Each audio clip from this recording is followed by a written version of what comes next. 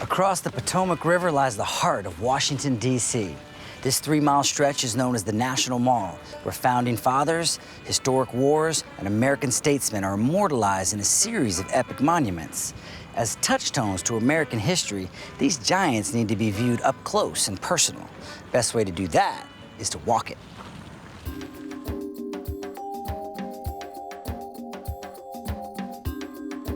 Washington, D.C. is America's capital city, custom built on a swampy site of open land chosen by George Washington himself. The president lives here. Lawmakers and military personnel congregate here for the daily business of running the country. But in the middle of it all is a 2-mile green space known as the National Mall, open to all visitors all year long.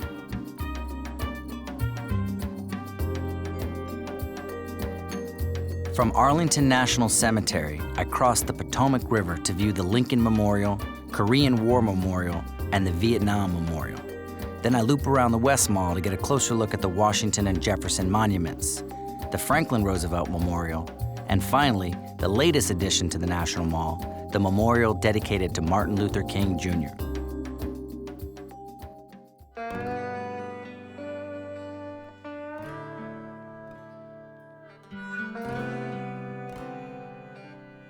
Arlington, now the nation's most famous military cemetery, came to be during the Civil War when Washington overflowed with war casualties. Ironically, it had previously been home to a military officer and his in-laws, a man named Robert E. Lee.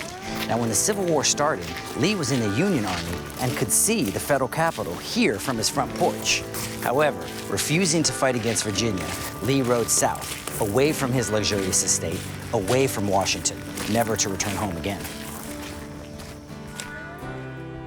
Robert E. Lee eventually became the commanding general of the Confederate Army.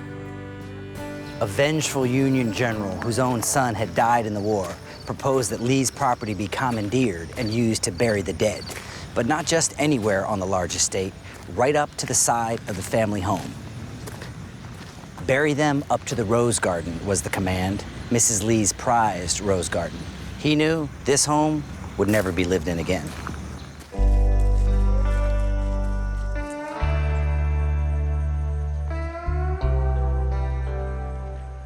Arlington has become one of the nation's best-known national military cemeteries, the site of over 330,000 graves, with currently an average of 27 burial ceremonies performed every day. The general public are free to explore the grounds, but are asked to observe silence and respect in some locations.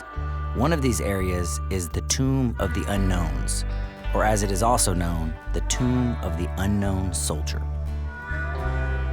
The ceremony that you are about to witness is the changing of the guard. In keeping with the dignity of this ceremony, it is requested that everyone remain silent and standing.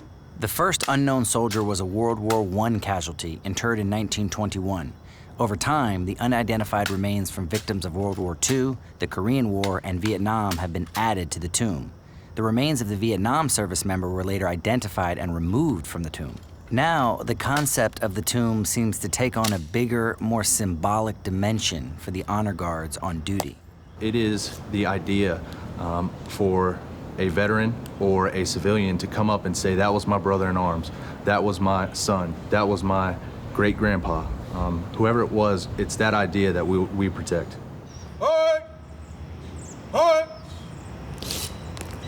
The Tomb Guard are all volunteers, considered the elite of the 3rd U.S. Infantry Regiment, known as the Old Guard. They work in small squads on 24-hour shifts, performing the ritual of the changing of the guard every hour in the winter and every half hour in the summer. Their standards and rituals are intense. Everything we do basically revolves around the number 21. 21 is the highest honor rendered in the military. For instance, 21 gun salute. So therefore, when we're marching, we'll take 21 steps down the Met. When we turn and face DC, we'll also pause for 21 seconds. Everything is based off the 21-second routine. Besides that, The weapon, as you notice, every time we face down the Met, we'll change shoulders. Reason for that being is our primary mission is to protect the unknown soldiers, protect the dignity and honor that they represent. So we will always place the weapon between ourselves and the crowd. The job is very physically and mentally demanding. I've been an athlete my whole life, and doing this job, I've realized I have leg muscles and specific muscles in my arms that I never knew I had. Does your mind wander at 3 a.m.? Absolutely, without a doubt, sir. Yes, sir. There are a lot of different training exercises that you learn to keep yourself active and awake throughout the night. So this is happening 24 hours a day, 365 days a year, rain, sleet, snow, shine. Yes, sir. Yes, sir. I believe 2 winters ago, even when we had what was dubbed Snowmageddon up here in D.C., we were out there. My relief was actually working when the snow started falling, and we were out there shoveling, keeping the crypts clean, and the vigil pulled. Roll out!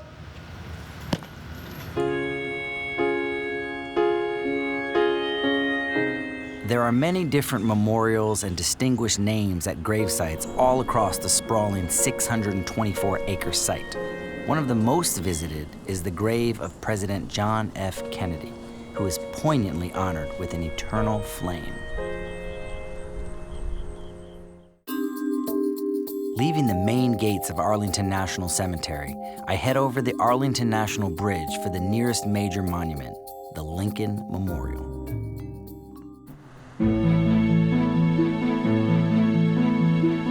From Arlington, many visitors take the subway or a taxi down to the mall, but a determined city walker can make it on foot over the bridge.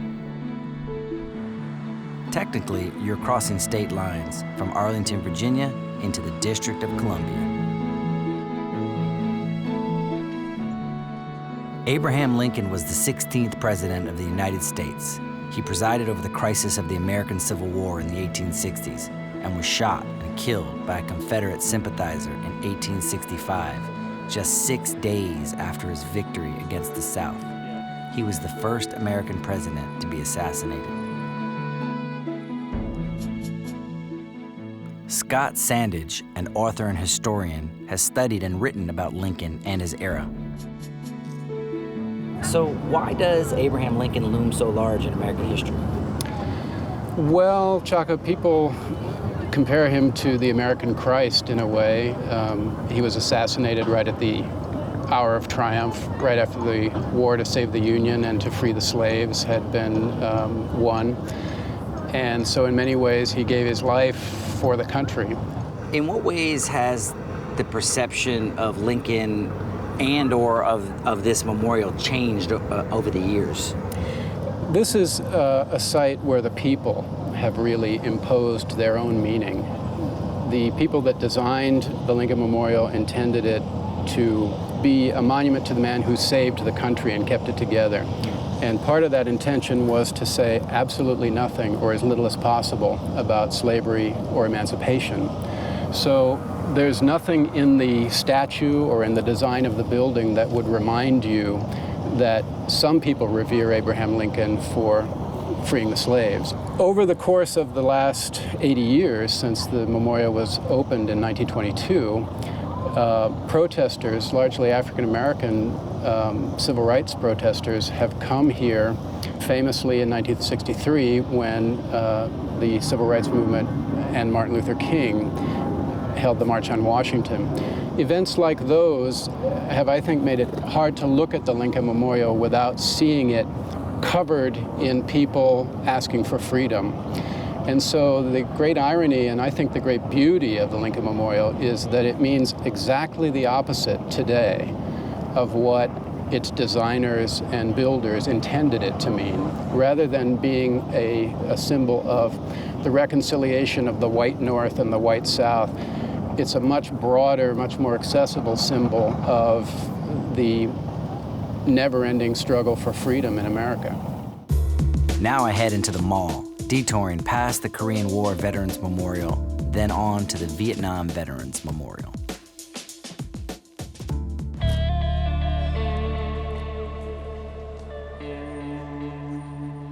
The Korean War took place between 1950 and 1953. The Veterans Memorial is bigger than life, but very lifelike, featuring a squad of 19 statues on patrol in the rough terrain of the Korean countryside.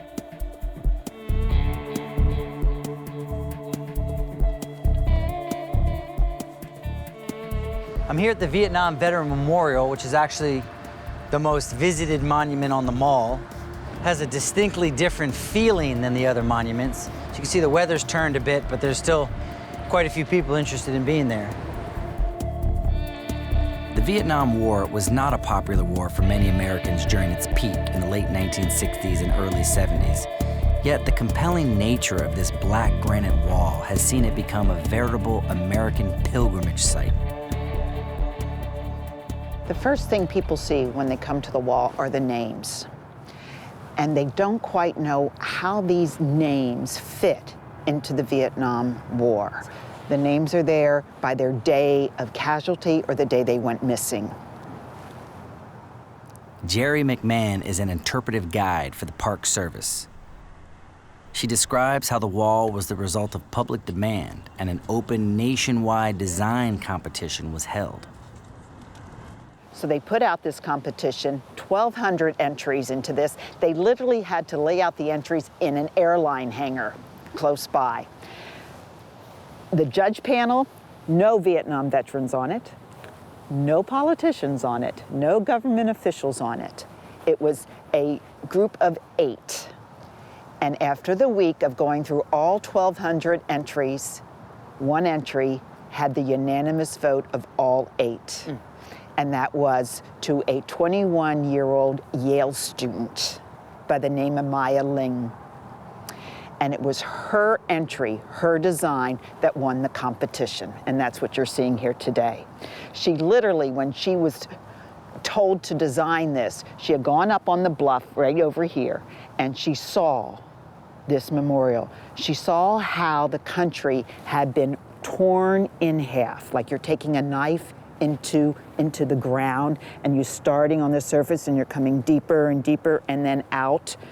And the ground kind of pulled away, and she saw this wall. And that's what you're seeing today. What veterans saw when it was first dedicated elicited controversial and even some angry reactions. Some described it as a black hole of shame or death. Other monuments depicting a more traditional homage with life-size figures have been placed nearby as a compromise. But in the end, the avant-garde design won the hearts and minds of the American public. Since '82, this monument is now known as the Therapeutic Monument. Because it doesn't matter if they've come here for the first time or the 10th time, it affects them differently. What I like are just the days that there's people that coming by that are interested. Or again, there's those veterans that are coming by just to spend time with their buddies. Sometimes it's just those days that people really appreciate the memorial.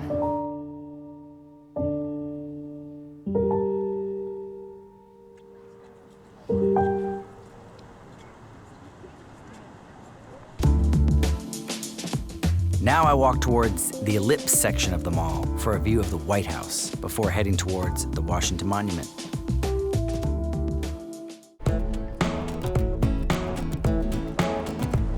Who can resist a slight detour up to check out where the president lives? It's a classic photo opportunity, and every tourist in town will be there with you.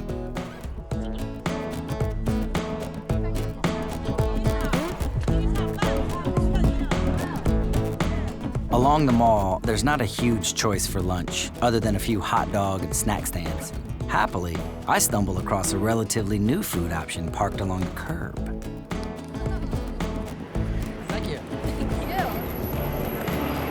What's going on? Hi, how are you? Good, good. I'm very hungry. Okay. I do one saucy thing and one vegetable. Sounds incredible. It's totally, I've been walking around the mall for a while. It's totally different scene here than anything I've seen. I gravitated towards you guys. Yeah, we're a traveling culinary carnival. We like to be colorful in both our flavors and our costumes and our trucks. And I seen the juggling boy and the girl who threw a hoop at me as part of your crew? yes. How'd you start this? What gave you the idea? Well, DC is such a serious place that We thought that it needed some color and some lightheartedness, so some friends of mine and I got together and we made this. Pretty good. Really good. Beats a hot dog any day of the week, huh? Yes.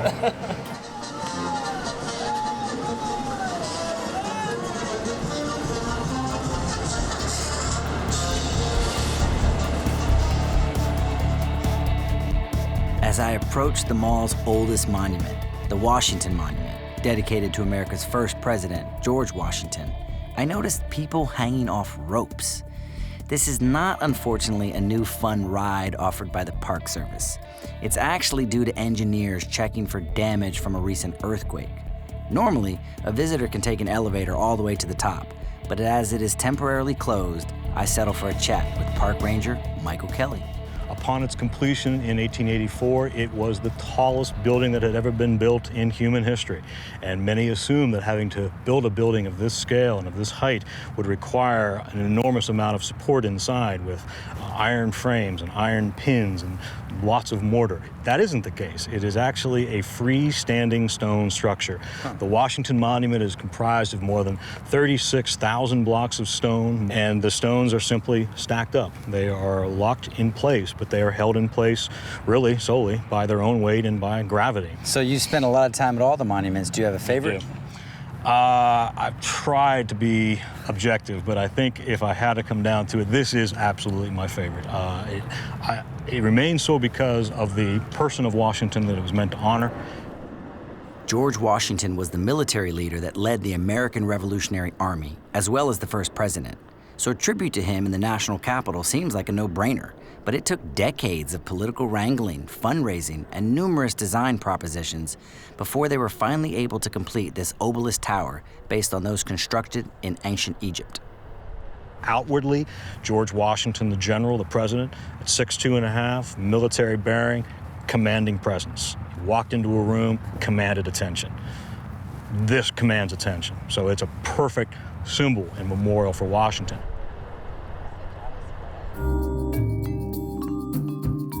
From the Washington Monument, I head around the tidal basin, passing by the Jefferson Memorial, and then on to Franklin Roosevelt Memorial. Around the tidal basin, the cherry blossoms that famously bloom every spring are nowhere to be seen in this blustery fall day, but that doesn't hurt the dramatic waterfront views of the monuments along the banks.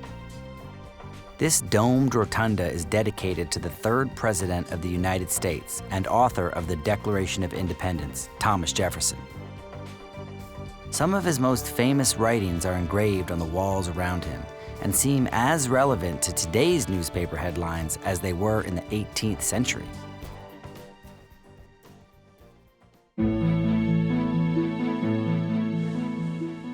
A bit further down the path is the Franklin Delano Roosevelt Memorial, a relatively new construction built in the 1990s. Roosevelt was the longest-running president in history. He was re-elected 4 times in a row, and the Roosevelt Memorial dedicates 4 outdoor rooms to his mid-20th century legacy. The only thing we have to fear is fear itself. He presided over some epic moments in American history, starting with the Great Depression and his New Deal government in the 1930s, and then World War II. There are statues of First Lady Eleanor Roosevelt and even his favorite dog, Fala. But one element of his life was not seen in the original design. In fact, Roosevelt was in a wheelchair the whole time of his presidency, a victim of an early bout with polio.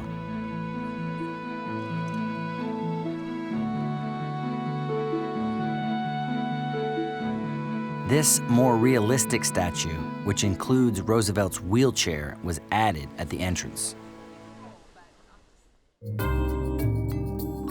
My final monument is the brand new Martin Luther King Jr. Memorial, located along the tidal basin next door to the Roosevelt Memorial.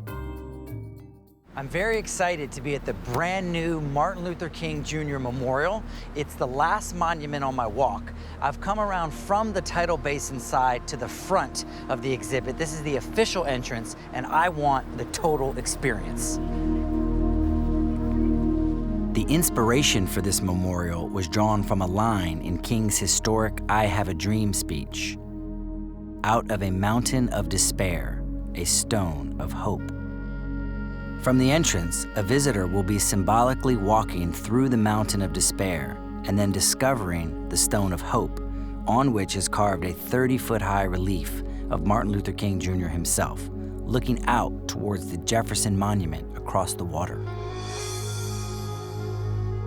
Quotes from some of his famous speeches are engraved on panels that stretch out on either side. It's breathtaking. It's history that is just wonderful. I like the diversity of the people that are out here today watching the memorial and the history. This is my father who actually did the march all those years ago, so we brought him out here today. 1963 with Martin Luther King. Yes, so we brought him out here today to visit. He is 80 years old. 81, excuse me. Is this your first time to the memorial? Yes, it is. It's my first time, and I'm just absolutely overwhelmed by what I'm seeing. I'm just speechless, you know, to look at it and see the power and the strength that just comes from looking at that statue. It does something to you, and it makes you feel good about who you are, particularly as an African American. And when I saw the quote on the side of it that says, "Out of the mountain of despair comes a stone of hope," I'm just short of tears, but it's absolutely beautiful. I really didn't expect it to unfold like that. It looked like two lumps of rock from the back. So it really didn't seem like much to attract. So when I came up and actually saw, oh wow, he's as tall as the stone, he's as tall as the mountain, I think what the artist was trying to say is he's larger than life. I think it's very moving, I think it's very appropriate where it is, and I think it honors the memory of Dr. King very well. I was elated as I walked into the memorial because I saw many different people from different races, colors, cultures, and creeds, and I thought that Dr. King would be very proud of what has been done here for his legacy. Julian Bond, a prominent civil rights figure, was a young student activist in the late 50s when he met King in person. People seem to be having very visceral and emotional reactions to the memorial. Have you noticed that? Yes, it's peculiar because they don't have the reaction that says, I'm happy this is here, although you know they are happy this is here.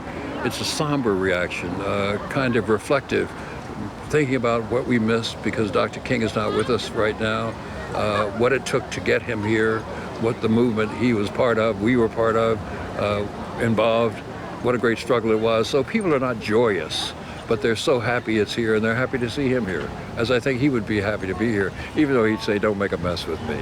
I know you had a unique relationship with Dr. King, not only in your political life, but also in your life and your education. Can you describe that? Well, he and I are both graduates of Morehouse College, and he taught at Morehouse, one class, only 8 people in the class. I'm one of the 8. So I'm one of the people who honestly can say I was a student of Martin Luther King. And what'd you learn from him? Well, he was a class in philosophy which he co-taught with the man who had taught him philosophy. And frankly, I have to say that I've talked to all of my classmates in that class, and none of us really remembers much that happened in the class. What we remember is that he talked mostly about the civil rights movement. And so he reflected back on that, lessons he'd learned, things he'd done, but philosophy, not much. I wonder what you feel the impact of this memorial might be on the youth of our country. Well, you hope their parents or the people who brought them here have told them who this man is, what he stands for, what he did, what his struggle was all about, and how many other people struggled with him. And you hope they'll go to the bookstore across the way and buy some book that will tell them more about them than their parents may be able to.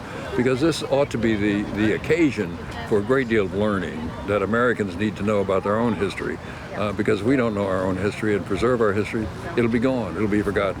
Well, Dr. King didn't march from Selma to Montgomery by himself. He didn't speak at the March on Washington to an empty field. There were thousands with him, thousands who marched before him, and thousands who have to follow him now that he's gone and no longer here to lead us. We've got to pick up the struggle now. We can't wait for another Martin Luther King to come along. You might think the National Mall is just a walk in the park, but I've learned that every monument has a story to tell. They all add up to being a part of America's rich history, and I can't wait to discover the next chapter.